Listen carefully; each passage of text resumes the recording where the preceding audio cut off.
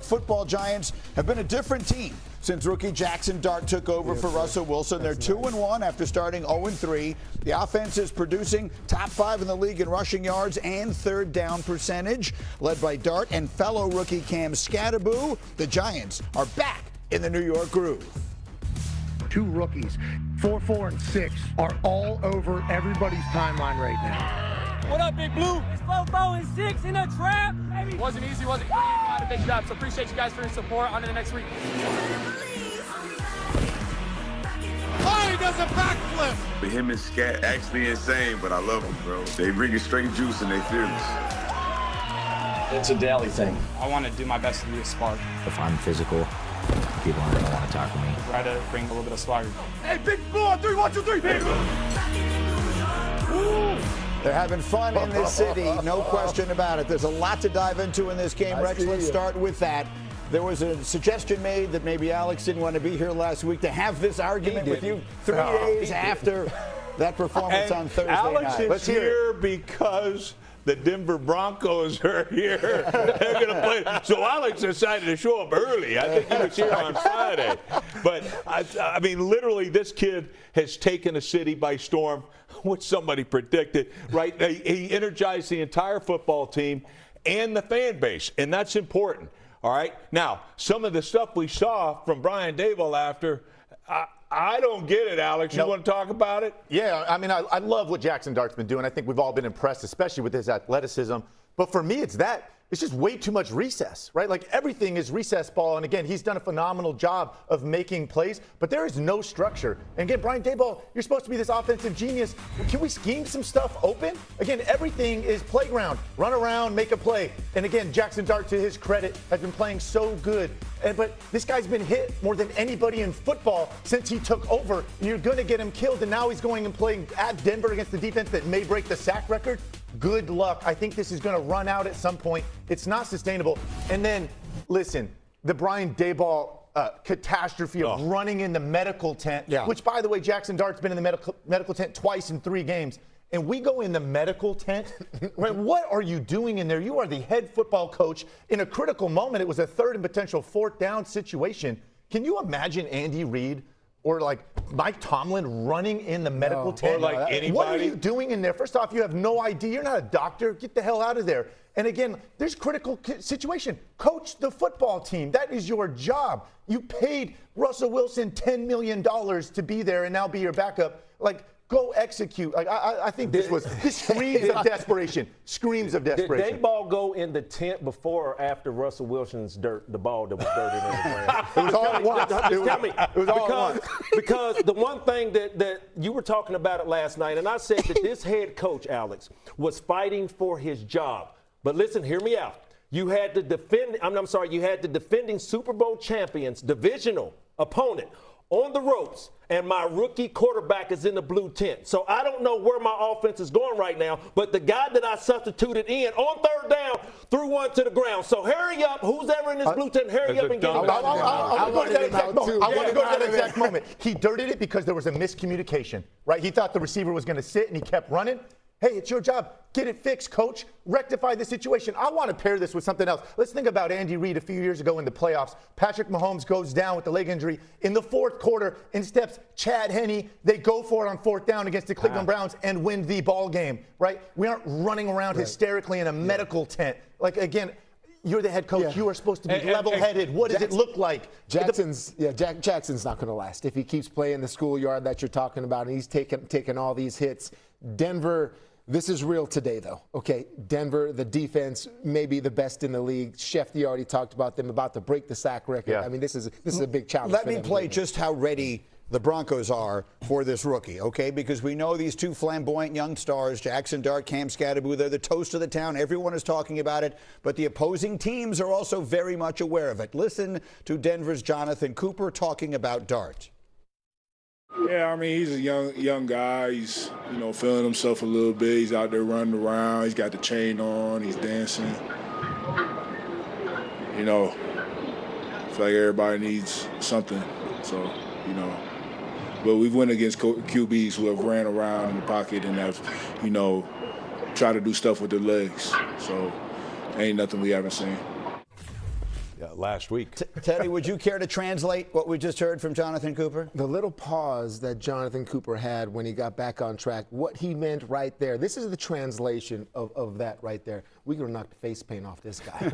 Yeah. That's basically the translation, because they probably all saw it on TV also, so they saw every dance move, everything. So this is a veteran defense that's fired up. I mean, I'm sure Sean Payton, the guy that I know that he is, who he coached under Bill Parcells, okay, he's walked up to every one of those linebackers, like Stranad and Singleton. Hey, you see what them rookies did to that All-Pro in Philadelphia? Yeah, let's make sure that doesn't happen to us. The continual jab and jab and jab at that defense of what these rookies have done, to where they are absolutely coming out, as you say, coming out of their skin to play these guys today. And quite honestly, look, here's the week. The preparation, it's the exact same game plan. They're going to have the exact same game plan they had the week before against Justin Fields, a guy that can be creative with his legs. Oh, by the way, they had 9 sacks in that one. Brian Daboll, you got to go back to what you did week 1, and that is run the ball 40 times. I don't care if it's one yard, no yards, whatever. Keep running the football, or you are going to get this guy killed. One thing I love about him, all right, the reason this guy has energized the thing, it's his competitiveness. Yeah. And to me, that was what's important. Mm-hmm. That's what's going to build off it. And look, his whole defense has got to be like, hey, we're the best defense on the field. All right? You have that kind of talent. All right, with the Giants, you got to show up on defense. Who do you expect Daboll to run the ball with? Scatterboo. Exactly. So when I look at this game, I look at the 3 tiers of this mighty Denver Broncos defense. All right, there's 2 of those tiers that get a lot of recognition. The back end with Moss, Surtain second, Hufanga as strong safety and free safety at times. Now let's move it to the front tier with Cooper and Benito on the outside. But there's one tier we're not talking about. That's the backers. Mm-hmm. One thing about it, what I saw last week, 10 days ago, was the second tier of the Philadelphia Eagles not wrapping up and was not prepared to hit. Ooh. With all of this talk about how good this Denver Broncos defense is, I want to see if the second tier is ready to come up and wrap their arms around Scatterboo, because if you don't, he'll hit you out of bounds and you'll be sitting on them bleachers. So you were talking about that thing specifically, Zach Bond. Yes, first-team All-Pro. First-team All-Pro, and it looked like Homeboy needed to get, like, new pads or something at halftime, because he was getting trucked by Scatterboo. But really, in all honesty, I know we got to go off this. I just want to see the physicality of this defense. Will it show up on all 3 levels of the Denver Broncos defense? Dre Greenlaw may be back today. That would be a huge help for this linebacker core, that's for sure. The Giants' young quarterback is the topic of a lot of conversation. So is the Giants' former quarterback. Off to a great start with the Colts. We're talking, of course, about Indiana Jones. And today will be his first meeting ever with Justin Herbert. Those 2 were drafted 6th overall back-to-back years in 2019 and 20. Herbert had a much better QBR in his career entering this season, but through 6 weeks this year, Jones has the highest QBR in the entire NFL. There are still some people, and by some people I mean Teddy, not 100% ready to believe in the Indianapolis Colts. But how did you describe their offense to me, Alex? It's the best offense in the NFL. And it's not even close, Greeny. It's not. Listen, not only do they lead the NFL in scoring, they lead the NFL. They've got Jonathan Taylor, by the way, who leads the NFL in rushing yards and rushing touchdowns. Mm-hmm. Right? Daniel Jones leads the NFL in QBR. He's got a 72% completion percentage. But they just have so many contributors. And Shane Steichen at the helm has been so creative. The run game, a lot of RPO. They use Daniel Jones. Take a look at these plays from last week. Again, I want to highlight their rookie tight end, Tyler Warren, who's so versatile. Watch this one, Rex. This is one of my favorite plays. Again, here he is chip blocking, right? Tight end, he's helping in protection. We're going to chip block. No, we're not. We're actually opening it up to run a rail route, a 25-yard rail route off of a chip block. There is nobody in the NFL doing this stuff, right, scheme-wise. Again, here he is on the outside of the bunch. We got 2 receivers inside. What are we running? Well, we're running old-school GT counter pass for a huge conversion in this game. Again to Warren. This was a big play. And then the last one again. Watch the little hezzy here. He's going to fake block, right? Oh, and then we get the receiver pick up top. Look how much green grass he has. This is just, it's so easy. I want to make the point. I didn't cherry pick these plays from the entire game. Right. These are all from the same drive, right? They have lots of drives where they don't even see third down. I mean, it is chunk play after chunk play after chunk play. and they are dialed in. And, man, the Chargers better try to keep up today because they're going to have their hands full. The one thing you put up there, Alex, that was definitely obvious to me is how much pressure that Coach Steichen has taken away from Daniel Jones. As you can see, he's sitting back there. As soon as he gets the ball in the hand, made one read, get it out of his hand. So I'm very impressed. But you're talking about the best offense in the National Football. I won't argue it. No, not even close, okay? Not even close. Pretty good one in Detroit, all right? No. Kansas City, pretty damn good now with Wright's back. I mean, there are a lot of good. Quentin Nelson up front, their guard is a monster. I'm not going to argue about them being the best offense, but can we flip it on the other side, for instance, of what the L.A. Chargers have been doing? They've had all types of injuries with the offensive line. They've had both of their running backs going down. You started the show earlier with Vidal being able to come in and rush for 100+ yards last week. So with all of this talk, we got the Indianapolis Colts rushing game, but we can't sit up here and not talk about what the Chargers have been doing in their running game. You know, Greg Roman, Coach Harbaugh has been doing a tremendous job with their running games, knowing that they've had a lot of injuries. So this game is going to be slowed down today, probably a low-scoring game, but I think whoever fares in the running game, you got a rookie and you got Taylor. Well, I can't wait to see it. Well, the thing about the Chargers is, if they stick with that formula, yeah, I think that's smart. Yes. Keep that offense off the field. However, Greg Roman and company likes to say, oh, no, we're going to show off our passing game. Don't kid yourself. Look at the numbers. There's games at times when he forgets that he's supposed to be running the football, forgets the team thing, and tries to match offenses with the other guy. And I think if you get that, it's going to be a blowout for the Colts. Okay. We have much more on that game as we go, much more on all the games as we go. But it is time now for one of our favorite things we ever get to do. This is called Countdown Cam, although we may have to rename it Touchdown Cam because we have 3 They always score a touchdown. Randy, it's your guy. Justin Jefferson is live with us. Man, you came to the Countdown Cam with us. Boy, I see you shining, got the Gucci jacket on. First of all, good morning to you. Thanks for coming on. Got to. Good morning. Good morning. Appreciate you for having me, man. Always. Well, man, we're going to jump straight out there, man. Your current quarterback going against his former team. And one thing we talked about this week, going against your former team, have you seen a sense of urgency or some type of change in Carson Wentz in this week's preparation?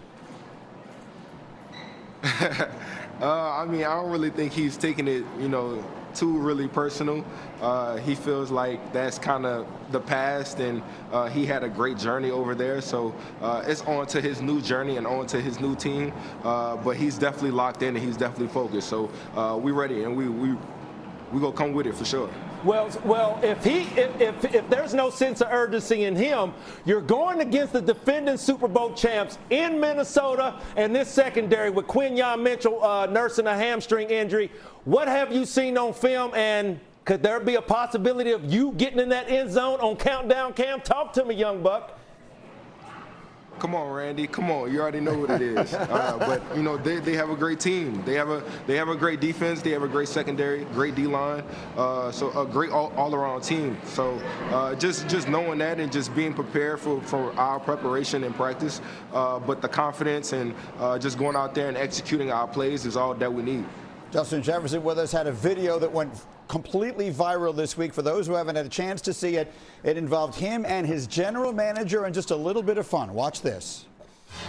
Mr. Kwesi, you look very good. It's all good, Mr. Kwesi. Thank you, guys. Thank you so much. I really appreciate it. Darius Frost, nice to meet you. Thank you.